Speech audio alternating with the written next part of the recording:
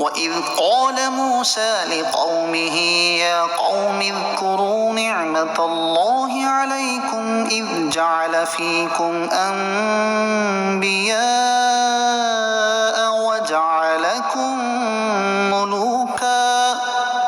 وَآتَاكُم مَّا لَمْ يُؤْتِ أَحَدًا مِّنَ الْعَالَمِينَ۔ اور یاد کرو جب موسیٰ نے اپنی قوم سے فرمایا، اے میری قوم،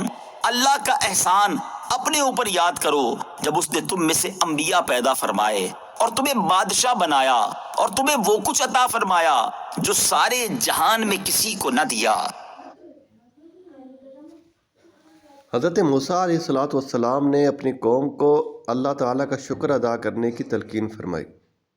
اور اس ضمن میں اللہ تعالیٰ کی عظیم نعمتوں کا ذکر فرمایا، اور بطور خاص 3 نعمتیں یہاں بیان فرمائیں۔ نمبر 1، بنی اسرائیل میں انبیاء علیہ السلام تشریف لائے۔ نمبر 2، بنی اسرائیل کو حکومت و سلطنت سے نوازا گیا، بنی اسرائیل آزاد ہوئے اور پھر فرعونیوں کے ہاتھوں میں قید ہونے کے بعد ان کی غلامی سے نجات پائی۔ دوسرا قول یہ ہے کہ ملوک یعنی بادشاہ سے مراد ہے خادموں اور سواریوں کا مالک ہونا۔ حضرت ابو سعید خدری رضی اللہ تعالیٰ عنہ سے مروی ہے کہ سرکار دو عالم صلی اللہ تعالیٰ علیہ وآلہ وسلم نے فرمایا کہ بنی اسرائیل میں جو کوئی خادم اور عورت اور سواری رکھتا وہ ملک کہلایا جاتا ہے۔ نمبر 3، بنی اسرائیل کو وہ نعمتیں ملی جو کسی دوسری قوم کو نہ ملی، جیسے من و سلوہ اترنا، دریا کا پھٹ جانا، پانی سے چشموں کا جاری ہو جانا وغیرہ۔ اس آیت میں بیان کی گئی پہلی نعمت سے معلوم ہوا کہ پیغمبروں کی تشریف آوری نعمت ہے، اور حضرت موسیٰ علیہ السلام نے اپنی قوم کو اس کے ذکر کرنے کا حکم دیا کہ وہ برکات و ثمرات کا سبب ہے۔ اس سے تاجدار رسالہ صلی اللہ تعالیٰ علیہ وآلہ وسلم کا میلاد مبارک منانے اور اس کا ذکر کرنے کی واضح طور پر دلیل ملتی ہے کہ جب انبیاء بنی اسرائیل علیہ السلام کی تشریف آوری نعمت ہے اور اسے یاد کرنے کا حکم ہے، تو حضور اقدس صلی اللہ تعالیٰ علیہ وآلہ وسلم کی تشریف آوری تو اس سے بڑھ کر نعمت ہے کہ اسے تو اللہ تعالیٰ نے خود فرمایا۔ ترجمہ کنز العرفان، بے شک اللہ نے مومنوں پر احسان فرمایا جب ان میں عظیم رسول مبعوث فرمایا، لہذا اسے یاد کرنے کا حکم بدرجہ اولا ہوگا۔ اس آیت میں بیان کی گئی دوسری نعمت سے معلوم ہوا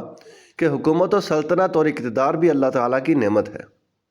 اور اس کا بھی شکر ادا کرنا چاہیے، اور اس کے شکر کا بہترین طریقہ یہ ہے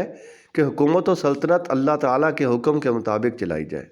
غریبوں کی مدد کی جائے، لوگوں کے حقوق ادا کیے جائیں، ظلم کا خاتمہ کیا جائے، اور ملک کے باشندوں کو امن و سکون کی زندگی گزارنے کے مواقع فراہم کیے جائیں۔ یہاں حکمرانی کے کرنے والوں کے لیے نصیحت آموز 4 احادیث ملاحظہ۔ حضرت معقل بن یسار رضی اللہ تعالیٰ عنہ سے مروی ہے، سید المرسلین صلی اللہ تعالیٰ علیہ وآلہ وسلم نے ارشاد فرمایا، جس شخص کو اللہ تعالیٰ نے کسی رعایا کا حکمران بنایا ہو اور وہ خیر خواہی کے ساتھ ان کی نگہبانی کا فریضہ ادا نہ کرے تو وہ جنت کی خوشبو تک نہ پا سکے گا۔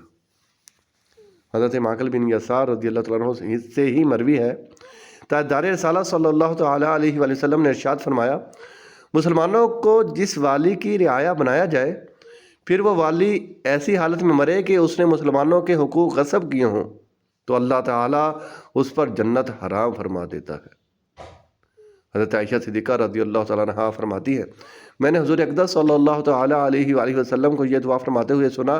اے اللہ، میری امت کا جو شخص بھی کسی پر والی اور حاکم ہو اور وہ ان پر سختی کرے تو بھی اس پر سختی کر، اور اگر وہ ان پر نرمی کرے تو بھی اس پر نرمی کر۔ حضرت ابو مریم ازدی رضی اللہ تعالیٰ عنہ سے روایت ہے، رسول اللہ صلی اللہ تعالیٰ علیہ وآلہ وسلم نے ارشاد فرمایا، جسے اللہ تعالیٰ مسلمانوں کے کسی کام کا والی بنائے اور وہ ان کی حاجت مندی کرے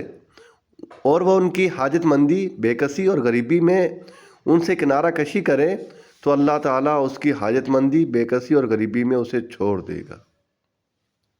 حضرت عمر بن عبدالعزیز رضی اللہ تعالیٰ عنہ کی زوجہ محترمہ فرماتی ہیں، جب آپ رضی اللہ تعالیٰ عنہ مرتبہ خلافت پر فائز ہوئے تو گھر آ کر مصلے پر بیٹھ کر رونے لگے، اور اتنا روئے کہ آپ کی داڑھی مبارک آنسوں سے تر ہو گئی۔ یہ دیکھ کر میں نے عرض کی، اے امیر المومنین رضی اللہ تعالیٰ عنہ، آپ کیوں رو رہے ہیں؟ آپ رضی اللہ تعالیٰ عنہ نے فرمایا میری گردن پر تاجدار رسالت صلی اللہ تعالیٰ علیہ وآلہ وسلم کی امت کا بوجھ ڈال دیا گیا ہے، اور جب میں نے بھوکے، فقیروں، مریضوں، مظلوم، قیدیوں، مسافروں، بوڑھوں، بچوں اور عیال داروں الغرض پوری سلطنت کے مصیبت زدوں کی خبر گیری کے بارے میں غور کیا، اور مجھے معلوم ہے کہ میرا رب قیامت کے دن ان کے بارے میں مجھ سے باز پرس فرمائے گا، تو مجھے اس بات سے ڈر لگ رہا ہے کہ کہیں ایسا نہ ہو کہ مجھ سے ان کے بارے میں جواب نہ بن پڑے۔ بس اس بھاری ذمہ داری اور اس کے بارے میں باز پرس کی فکر کی وجہ سے میں رو رہا ہوں۔